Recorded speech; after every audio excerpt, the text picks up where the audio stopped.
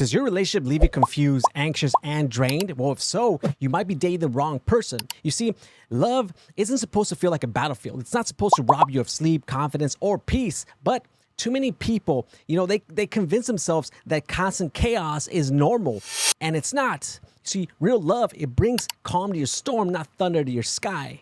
In this video, I'm breaking down 5 hard truths that you're dating the wrong person. Now, these are silent killers of trust, respect, and self-worth. And if any of these hit home, then it's time for a serious heart check. And make sure you watch this whole video, because at the end, I'm giving you a bonus one that separates people who just date from those who truly build something lasting.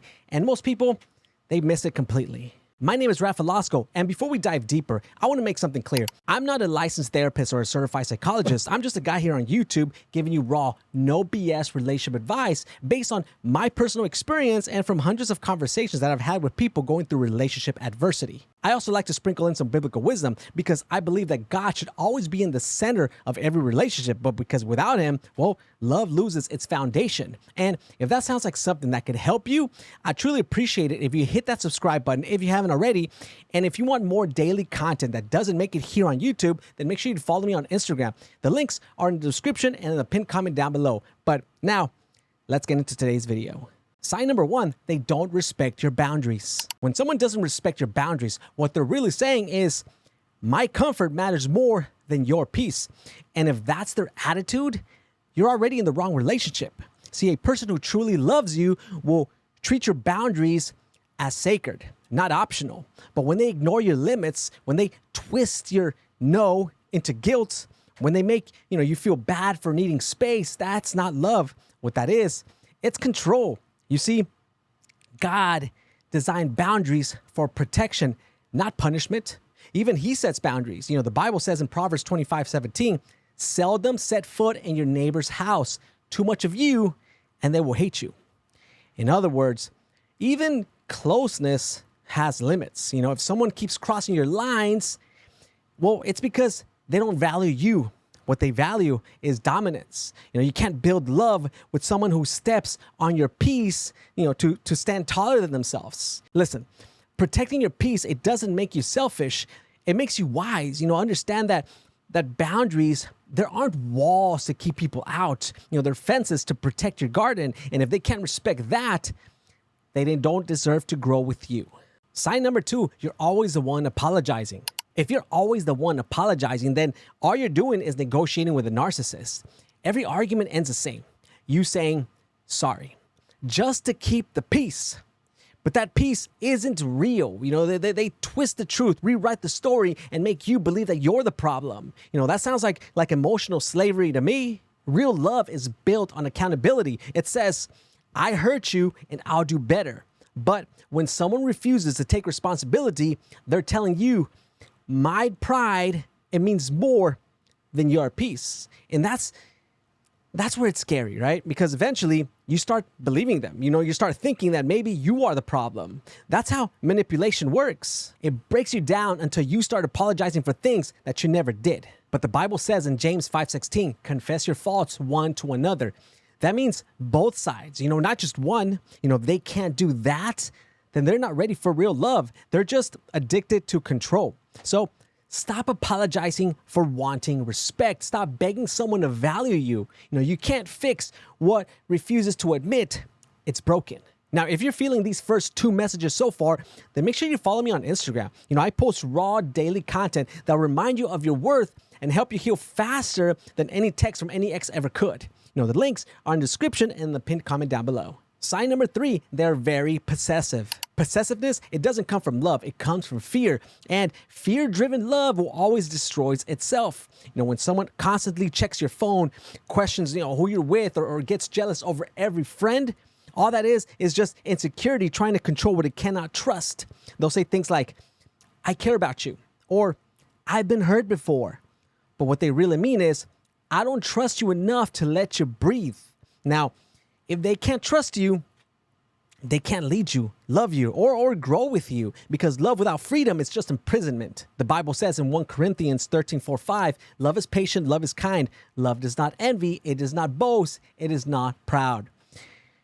Real love, well, it doesn't need control to feel secure. It builds security through trust. You know, if their love constantly makes you feel monitored, anxious, or, trapped, then you're just in surveillance. You deserve someone who protects your peace, not someone who polices your freedom.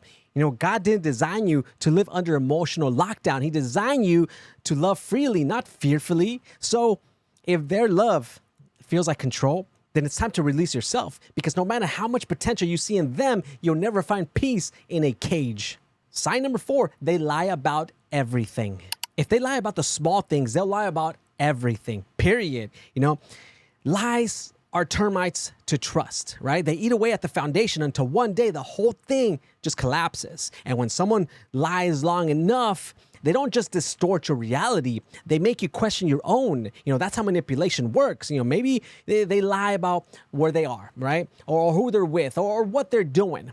You catch them once, they apologize, but then it happens again and again and again. That's just not a mistake. Now, that's their lifestyle. You deserve transparency. You deserve consistency. The Bible says in John 8:32, then you will know the truth, and the truth will set you free. But how can you be free if you're tied to someone who keeps you trapped in their lies? Love, it cannot survive without truth. A liar will always blame miscommunication. But what they really fear is accountability, because truth demands growth and deceit protects ego. So stop believing their excuses. Stop confusing sorry with change. Trust can be rebuilt, but only with someone who values honesty more than comfort. If they lie easily, love them enough to let them go, because lies rot every good thing they touch. Sign number 5, they never take responsibility. If you're dating someone who never owns their mistakes, then you're just carrying dead weight, period. Every fight ends with excuses. Every problem somehow becomes your fault. They've mastered victimhood because it's easier than humility. But listen to me carefully. Love without accountability is chaos. You can't grow with someone who refuses to reflect. Real maturity, well, it says, I messed up, but I'll make it right. Immaturity says, it's your fault that I messed up. That's the difference between a man of integrity and a boy in denial. God can't bless relationships built on pride. The Bible says in Proverbs 28:13, whoever conceals their sins does not prosper, but the one who confesses and renounces them finds mercy. Now, mercy, it follows confession, not denial. You can't have healing without honesty. You can't have progress without accountability, and you can't build a future with someone who's still defending their past. So stop accepting excuses disguised as explanations, because when they show you pride over progress, believe them. You deserve someone humble enough to say, I'm sorry, and strong enough to mean it, because love, it doesn't demand perfection. It just demands ownership. Now, here's a bonus one, the one that almost nobody talks about, but it determines everything, in my opinion. If the person that you're dating does not fear God, you're walking into a relationship with no moral compass. Because when someone doesn't fear God, they don't fear consequences. And a person without conviction is capable of anything when temptation comes knocking on their door. They'll lie, cheat, betray, and justify it all under, I'm only human. I make mistakes. You see, love without God, it's just emotion, right? It changes with mood, with temptation, with time. But love that's rooted in God, well, that's loyalty, that's purpose, that's protection. Proverbs 9:10 says, the fear of the Lord is the beginning of wisdom. Without that wisdom, well, love becomes selfish and hearts become reckless. You don't need someone who simply believes in God. You need someone who fears him enough to stay loyal when nobody's watching. If they fear God, they'll honor you. If they don't, they'll entertain sin like it's harmless. If this video spoke to you, if it hit something deep inside and made you think about your own relationship, don't just, click away. Do something with it. Growth, see, it doesn't come from watching. It comes from acting. My goal on this channel is simple: to help you see what God's been trying to show you all along, your worth, your strength, and your purpose. Because once you recognize your value, you stop chasing people who can't afford it. And if you got any value from today's video, do me one favor. hit that like button so YouTube can push this video out to someone else who needs to hear this message. And if you want more no BS faith-based relationship advice that'll help you heal, grow, and level up, then make sure you hit that subscribe button if you haven't already. And remember, you're not here by accident. God brought you here for a reason. Now take what you've learned and guard your heart because your future depends on it.